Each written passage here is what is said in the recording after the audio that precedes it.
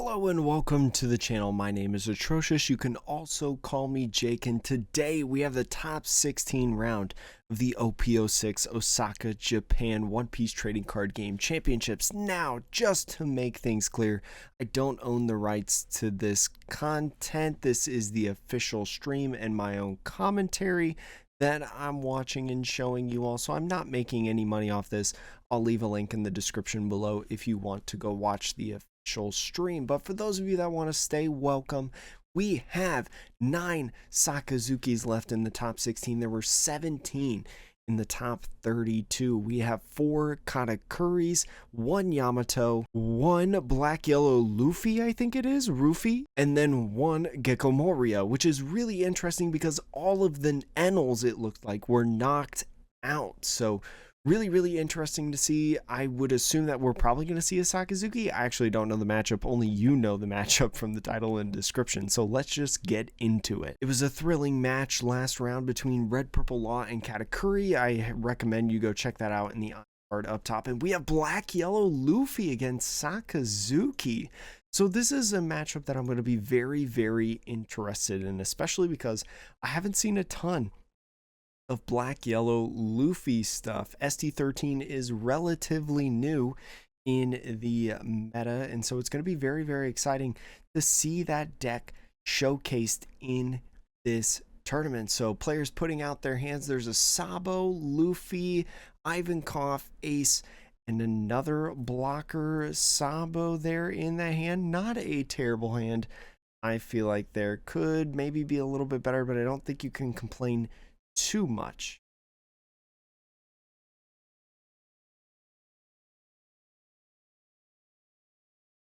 And then in the Sakazuki's hand, they've got a brand new 2 Rob Lucci's, a Tashigi, and a Borsalino. So a very nice deck there.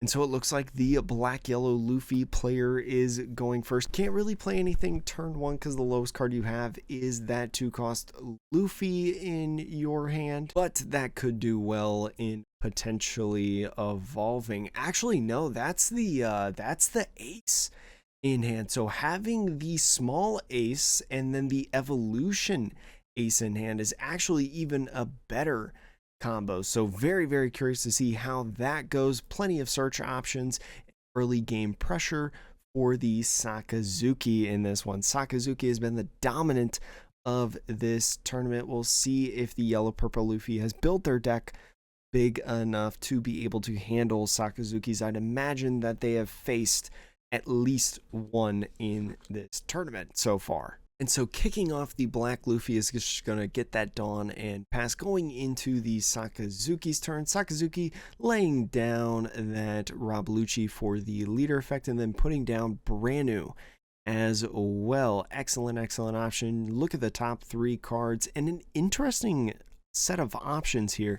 Could go for the Howlblaze, could get rid of any of those pesky little Luffys or Aces that they may have and put down, or any early game Sabos, but opting to grab the Borsalino, a little bit of defensive pressure. And so going into their next turn, they get a second Ivankov in their hand off the top deck and just going to be attaching all 3 and swinging 8 into the Sakazuki, putting them at 3 life now. They got 3 Rebeccas in hand after that top deck. Going into their, they got to put their Dawn out. Yeah, they have 4 Dawn this turn. Got to put their 4 Dawn out. Going to be using leader effect, finding a Tashigi, which is really nice. Going to be getting some searching if they want. Going to first swing 5 with the leader, not minusing any characters. Going to be hitting and getting a 3rd Sabo and putting down the Borsalino. So looking to see what they could do here now at 5 Dawn. First going to be swinging with leader and just an easy block right there. No reason to do anything else. And using that Sabo to protect the that character from any KO effects, but can't stop bottom decking. Now, the options off of the Sabo after drawing 2 is going to be the Ace and the Ivankov that is set to be the discarded. And now the Sakazuki player on 6 Dawn has drawn a Howlblaze. So very nice. Could bottom deck potentially this turn the Sabo, but they don't really have much else in terms of bottom decking in this turn. So going to be first using leader effect, trashing the Lucci, getting a Virgo, and laying down that Tashigi to potentially find something to help them out. Meteor Volcano is very good in there. Suru is also very good. The Hina is nice. Two different Hinas in this top 5. So thinking about what they want to grab, the Meteor Volcano, or I'm sorry, the Great Eruption doesn't get you exactly where you want to go, but they're going to get it anyways to draw a card. Your leader effect swinging could minus on that Sabo, and then the Meteor Volcano, or I'm sorry, I keep saying Meteor Volcano, Great Eruption could put that Luffy, or I'm sorry, that Sabo into 2 left for the Houndblaze to swing with the Branu. So I think that's potentially what they're going to be doing here, going to be using that Great Eruption, drawing a card, and then minusing to the Sabo to make it a 2 cost, and getting that new event. We'll see exactly if they decide to use it, but definitely probably going to be using this Houndblaze to swing freely with this Branu. So thinking about what they want to do right here, and just using Houndblaze right away, putting that Sabo at the bottom deck, and then thinking about what they want to do with the rest of Dawn. They've got 2 Dawn left in this one. Could have a couple different options. Don't want to be using that event, Ama no Murakumo. It doesn't necessarily work in this scenario. You could use like your other Tashigi to try to find some other options, some search options, and just swing 7 with the Branu potentially. And it looks like they're at least going to use that Tashigi to look at the top 5, find some good stuff, and finding another Great Eruption. So great setup for next turn if you want to minus some characters. And so with that Branu being Houndblazed, right, could go ahead and swing with it. Several cards in the Luffy player's hand though, so we'll see if they use any of them to counter or just kind of rush into 0. Wouldn't surprise me if they did that because of the Luffy leader effect. And so, like I mentioned, swinging 7. Taking that life, I can't exactly tell what that card is there, and then drawing 1 for another ace. Going to be thinking about what they want to do in this. Plenty of cards and plenty of options to choose from. In this one, they've got some babies in hand with the Luffys and the aces, and also a Sabo as well, and then also that 1-drop Searcher, I believe that is, as well. So a lot of ST13 cards in this deck, which is really, really cool to see. And going to be thinking about placing 3 Dawn and playing this Ivankov. The Ivankov is an interesting card in here. It says, as a blocker on play, you may trash the top or bottom card of your life, reveal 1 5-cost character from your hand, then place it face down at the top of your life. So going in then and playing the Sabo, no life left at this point after using the baby Sabo to trash the character, reveal the card. If it's a Sabo, play it, using that Ivankov to essentially level up and cheat at Sabo. That's the really cool thing about this deck, in my opinion, is the ability to kind of cheat these characters, but you're at no life left. And going ahead into the Luffy now, using the Luffy leader effect, Dawn times 2. Activate main once per turn. You may discard 1 card from your hand, and if your life is at 0, you may add up to 2 cards with 5-cost characters from your hand or trash into your life face up. So putting an ace and a Sabo in there, going from 0 life to 2 in that part. Insane life manipulation, I feel like, from this deck. Really, really cool stuff coming out of ST13. So now moving into the Sakazuki's turn. They're back even on life. It felt like they weren't at first, but really, really strong performance that turn. A couple different options for them in this. You could have the Meteor Volcano, right, to be able to minus some of the cost because there is that pesky blocker there. The Ivankov is only a cost 3, So you could get rid of that. That event card, Ama no Murakuma, return up to one of your opponent's 2 cost or lower and up to one of your opponent's cost 1 or lower characters to the bottom of its owner deck in order. So if you can get the Sabo down low and as well as the Ivankov, you could use that 1/2 cost event card to bottom deck both of these characters on the black Luffy side of the field. So go to first be swinging 5, probably minusing one of the cards. I'm not sure which one it was, but going to end up using Borsalino to bottom deck the Sabo there. So doing that and then passing it off, just getting a super wide board now on the 9 Dawn turn for the Luffy, and we'll see exactly how this Luffy wants to play it out. They do have that Gecko Moria in hand, which is very, very nice to be able to flood the board once again. Just one of the premier black cards coming out of OP06, one that we've seen in almost every single iteration of black decks. So we'll see exactly how they want to approach this one in this match. Curious to see how this goes. You have a couple different options in here, and it looks like they're going to play that Searcher card, Three Brothers Bond. Look at the top 5 cards, reveal up to 1 5 cost or less Sabo, Ace, or Luffy. Put it in your hand, put the rest of the bottom of your deck in any order.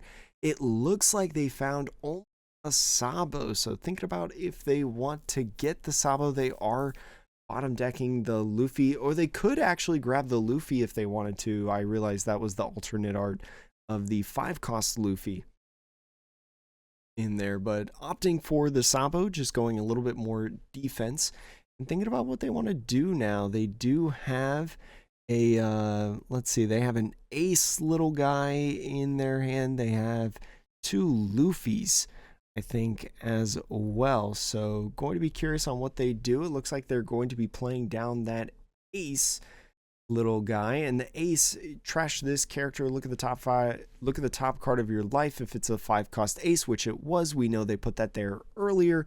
Play it. If you play it, one of your leaders gets 2,000 power till the end of your opponent's turn, effectively making the Luffy a 7k body and attaching 1 Dawn, making it an 8k swing over at leader. They're going to have to commit several cards or this Borsalino blocker to be able to stop it. So that Ace, little 2 cost Ace in combination with the leader effect of the Luffy, very, very strong. So going to be getting that life right there. It's going to be an Ice Age. Ice Age is a very interesting card that could have been used, and passing it off to the Sakazuki. We'll see if the Sakazuki can go get game at this point. That Ace is an on play. If you have 2 or less life, it gains rush, but they didn't end up swinging with it, I think, because I'm not 100% sure why. Maybe just trying to savor that character because they didn't want, one more card in the Sakazuki player's hand, right? Because you can't go for game if you swing with that Ace. So maybe at least force them to bottom deck it or Rob Lucci it instead of, just swinging and KOing it. So really, really interesting play. Just forward thinking by the the black yellow Luffy player. These alternate arts on these ST13 cards are really just throwing me off a little bit. So Sakazuki swinging first, it looks like, and it's going to be minusing one of the characters. I think they're thinking about where they want to minus exactly.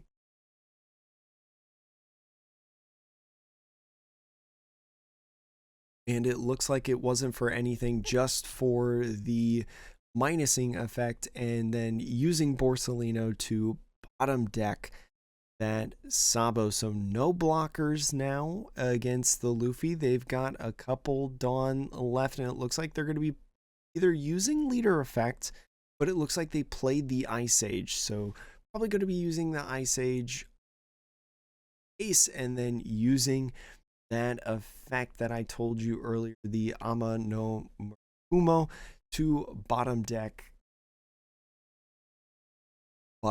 that Ace card. So going to be real interesting. I think Well, they didn't get both of them, I think.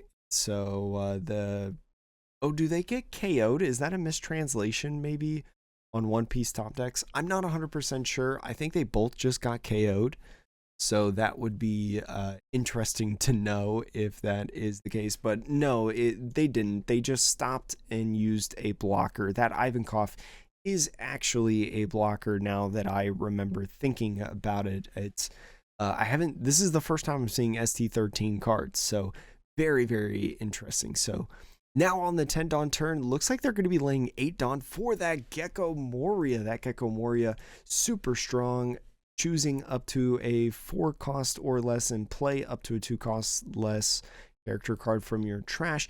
You can play one of them, then rest the other one. So resting that Sabo, playing that Ivankov being a blocker, using that Sabo effect to play that Sabo from the life for free, and then getting the Sabo effect, draw 2 cards, trash 2 cards, and then using the remaining 2 Dawn on the Luffy to activate main and get 2 more life back. So we're really seeing how powerful this Luffy deck can be, but only opting to grab 1 life, probably only having one of the required characters to be able to put in the life. So really interesting to see how this plays out for the black yellow Luffy player. I think not getting 2 life on that leader effect definitely really hurts. So Sakazuki now going into their 10 Dawn turn, we'll see exactly how this goes. And one of the things that I've really enjoyed about this black Luffy deck is it's primarily the ST13 cards. It's very much built around that central concept, along with a couple other cards like the Blocker Sabo, the Gecko Moria that we just saw. So really cool if you're looking for a deck that you really want to build, but maybe you don't want to buy too much into the game.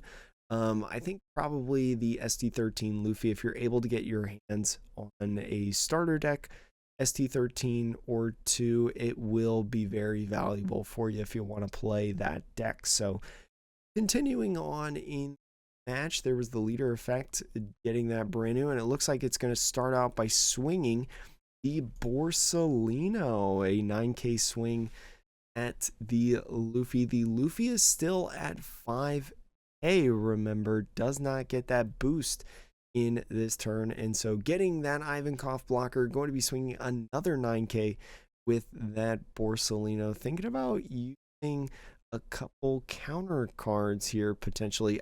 Do they have enough counter in their hand? I know the Garp is a 1k counter that they have there, the Gecko Moira. It looks like it's going to be the Hiyori and the Sabo there. So interesting stuff, and it looks like they are going to take away the Tashigi and put down the Rebecca. The Rebecca grabbing a Virgo, putting the Virgo in hand. I don't think they're going to be putting anybody else down. So the Gecko Moira providing plenty of value in that, getting that Rebecca, and then the Rebecca getting the Virgo for a 2k counter in hand. So drawing a card now, it looks like the Luffy player did get another Gecko Moira to be able to get more blockers, but first playing that Three Brothers Bond Searcher card to grab a Luffy. So that's the big 5 cost Luffy there. Going to be playing that Garp. That Garp is a on play. Look at the top 5 cards, reveal a Sabo, Ace, or Luffy card with a cost of 5 or less. Put them in your hand, put the rest of the bottom of the deck in any orders. And it looks like they whiffed on that one. My goodness. So that definitely hurts.